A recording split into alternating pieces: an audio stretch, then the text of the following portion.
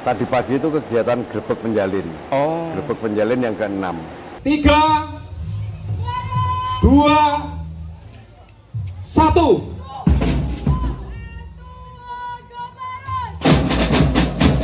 Ini rombongan pertama dari band SMP Waktu Padu.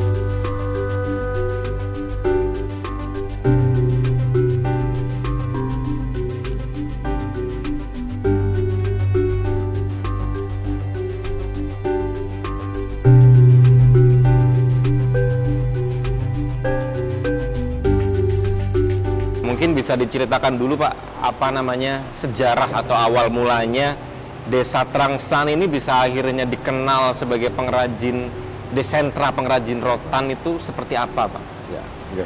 Baik Mas Hadi, jadi sejarahnya Desa Trangsan hingga sekarang terkenal sebagai sentra industri mebel Trangsan, sudah sampai ke mancanegara produknya, itu memang ada sejarahnya. Jadi sejak masih zaman penjajahan, masih di tahun 1920-an itu di Desa Trangsan ini memang ada salah seorang demang yang waktu itu ditugaskan oleh dari Keraton Kasunanan Surakarta yang sebagai demang di Desa Trowangsan sini. Itu memang beliau punya keahlian di bidang rotan, terutama anyam-menganyam. Nah, waktu itu memang kursi-kursi model-model zaman itu memang banyak dianyam dengan rotan. Waktu itu rotan yang sering digunakan adalah rotan yang berasal dari Kalimantan. Karena kita tahu di Solo itu bahkan ada kampung Martapura, itu memang ada hubungan dagang antara Kalimantan dengan Surakarta, sehingga rotan itu bisa datang di Surakarta atau di Solo lah ya, dan sekitarnya. Nah, dengan keahlian Bapak Demang itu tadi, Bapak Demang Longsowaksono, itu produk-produknya banyak digemari, disukai oleh orang-orang kota, terutama Solo dan sekitarnya. Produk-produknya bahkan sampai ke Madiun, ke daerah-daerah lain lah. Sehingga dari Kasunanan sendiri itu mempunyai respect bahwa di Trangsan ini punya prospek ke depannya, bisa menjadi katakanlah seperti sekarang ini sentra. Di tahun 80-90-an itu Indonesia termasuk merajai pasar internasional tentang rotan. Karena rotan itu sebetulnya di dunia ini 85% itu yang punya kita, Indonesia. Dan Pak? itu rotan terbagus. Ya. Nah, waktu itu banyak pabrikan. Jadi misalnya seperti di Tangerang, di Surabaya, di Sidoarjo, terus di Jakarta, itu semua pabrik-pabrik besar, Mas.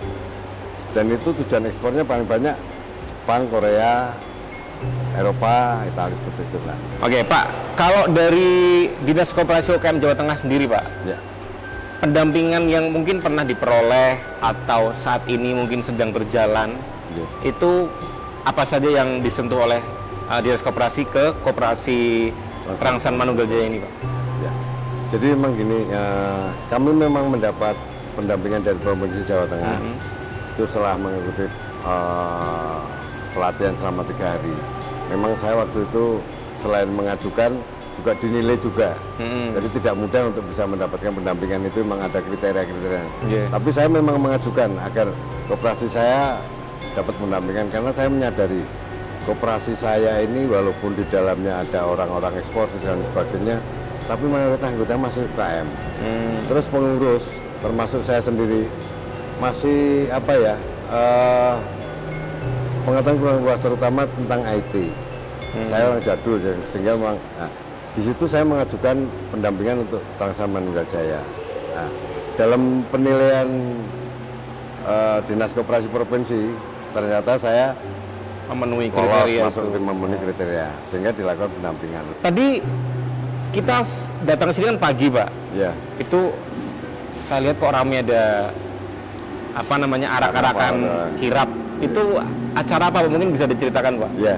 Jadi begini Mas Adi, jadi di Desa Trangsan itu memang sudah di SK-kan sebagai desa wisata industri rotan.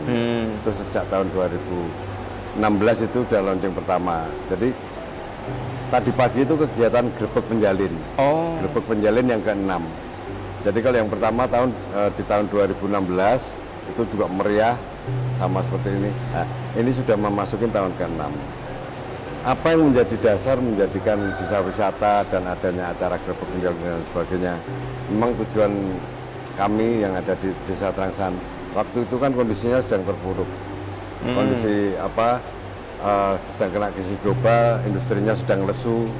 Nah, kami para pegiat-pegiat yang ada di industri mebel rotan ini berpikir jangan sampai sentra industri ini hilang. Betul. Karena membangunnya kan sangat susah. Oke, sayang banget, Pak, kalau sampai Sangat hilang. banget kalau Oke. sampai hilang. Maka kita ajukan ke Pemda Sukoharjo untuk di SK-kan sebagai desa wisata, sehingga kita bisa menguri-uri budaya atau kerajinan yang ada agar generasi berikutnya itu bisa melihat. Oke. Setelah itu selain itu tujuan utamanya juga untuk meningkatkan penjualan, Mas. Karena memang waktu itu sektor ekspor sedang lesu, kita genjot sektor lokal. Betul. Karena pasar lokal sangat potensial sebetulnya. Di daerah Solo Raya dan sekitarnya hunian baru, pengembangan hunian baru itu sangat besar. Dan mereka begitu lihat di pameran, karena di dalam grebek itu sendiri ada gelaran pameran produk-produk furniture yang dipamerkan dan dijual. Sehingga mereka dapat produk bagus, harga terjangkau dan sebagainya. Ini memang tujuan utama seperti itu. Selain meningkatkan pasar ekspor, juga pasar lokalnya kita tingkatkan. Sobat Koperasi dan UKM, terima kasih yang udah menyaksikan konten kita kali ini. Jangan lupa buat kalian yang suka sama konten-kontennya Dinas Koperasi, like, komen, dan share sebanyak-banyaknya. Terima kasih, saya Galih pamit. Wassalamualaikum warahmatullahi wabarakatuh. Waalaikumsalam warahmatullahi wabarakatuh.